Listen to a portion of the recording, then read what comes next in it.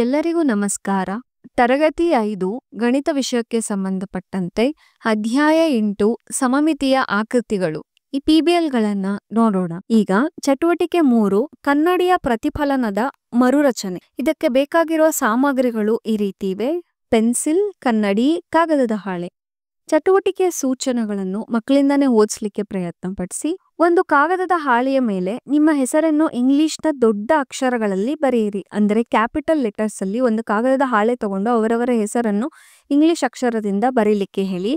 ಹಾಗೆ ಬರೆದ ಹೆಸರಿನ ಎಡಭಾಗದಲ್ಲಿ, ಬಲಭಾಗದಲ್ಲಿ, ಮೇಲ್ಭಾಗದಲ್ಲಿ ಮತ್ತು ಕೆಳಭಾಗದಲ್ಲಿ ಒಂದು ಕನ್ನಡಿಯನ್ನು ಇರಿಸಿ. ಪ್ರತಿ ಬಾರಿಯೂ ಕನ್ನಡಿಯಲ್ಲಿ ನೀವು ಗಮನಿಸಿದ ಪ್ರತಿಫಲನವನ್ನು ಚಿತ್ರಿಸಿ. ಮೊದಲಿಗೆ ಎಡಭಾಗದಲ್ಲಿ ಕನ್ನಡಿಯನ್ನು ಇರಿಸಿ.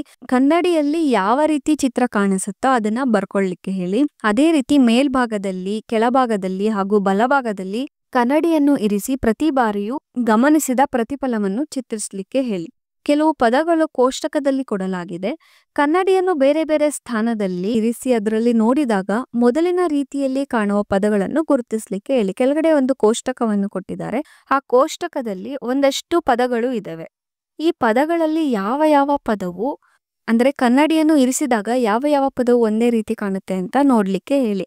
ಇಲ್ಲಿ ಉದಾಹರಣೆಗೆ OHO ಎಂಬ ಪದವನ್ನು ಕನ್ನಡಿಯ ಎಡಭಾಗ, ಬಲಭಾಗ, ಮೇಲ್ಭಾಗ ಹಾಗೂ ಕೆಳಭಾಗ ಯಾವುದೇ ಭಾಗದಲ್ಲಿ ಇರಿಸಿದಾಗ ಒಂದೇ ರೀತಿ ಕಾಣುತ್ತೆ. ಇಲ್ಲಿ ಕೋಷ್ಟಕದಲ್ಲಿ ಪದದಲ್ಲಿನ ಅಕ್ಷರಗಳ ಸಮಮಿತಿಯ ಅಕ್ಷರದ ಬಗ್ಗೆ ನಿಮ್ಮ ನಿರ್ಣಯ ಏನು ಎಂಬುದನ್ನು ಬರೆಯಿರಿ. ಇಲ್ಲಿ OHO ಎಂಬುವ ಪದವು ಯಾವುದೇ ದಿಕ್ಕಿನಲ್ಲಿ ಇರಿಸಿದಾಗ ಒಂದೇ ರೀತಿ ಕಾಣುತ್ತೆ ಎಂಬುವ ನಿರ್ಣಯವನ್ನು ಇಲ್ಲಿ ಬರಿತಾ ಹೋಗ್ಬೇಕು.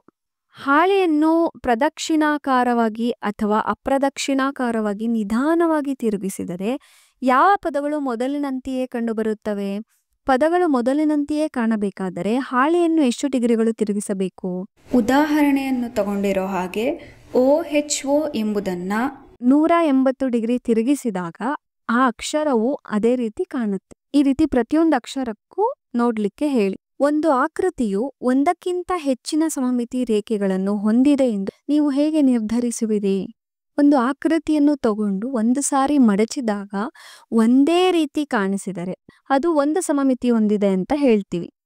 ಅದೇ ರೀತಿ ಇನ್ನೊಂದು ದಿಕ್ಕಿನಿಂದ ಮಡಚಿದಾಗ ಆಗಲೂ ಸಹ ಒಂದೇ ಆಕಾರ ಬಂದರೆ ಅದು ಎರಡನೇ ಸಮಮಿತಿ ರೇಖೆಯನ್ನು ಹೊಂದಿದೆ ಅಂತ ಹೇಳ್ಬೋದು. ಇದೇ ರೀತಿ ಒಂದು ಆಕೃತಿನ ತಗೊಂಡು ಅದನ್ನು ರೇಖೆಗಳ ಮೂಲಕ ಅಥವಾ ಮಡಚುವುದರ ಮೂಲಕ ಹೆಚ್ಚು ಸಮಮಿತಿ ರೇಖೆಗಳನ್ನು ಹೊಂದಿದೆ ಎಂಬುದನ್ನು ಹೇಳ್ಬಹುದು. ಪ್ರಯತ್ನಿಸಿ.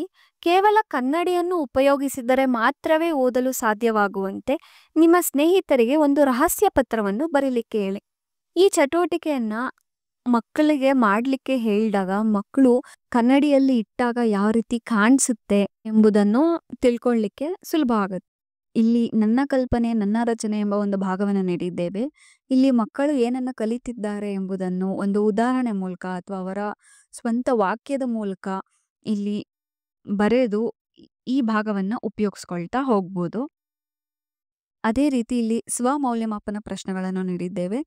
ಇಲ್ಲಿ 10 ಪ್ರಶ್ನೆಗಳಿರುತ್ತೆ. ಈ ಪ್ರಶ್ನೆಗಳಿಗೆ ಉತ್ತರವನ್ನು ಮಕ್ಕಳು ನೀಡ್ತಾ ಹೋಗ್ಬೇಕು. ಈ ಪ್ರಶ್ನೆಗಳಿಗೆ ಉತ್ತರವನ್ನು ಭರ್ತಿ ಮಾಡಲು ಒಂದು OMR ಹಾಳೆಯನ್ನು ಸಹ ನೀಡಿದ್ದೇವೆ.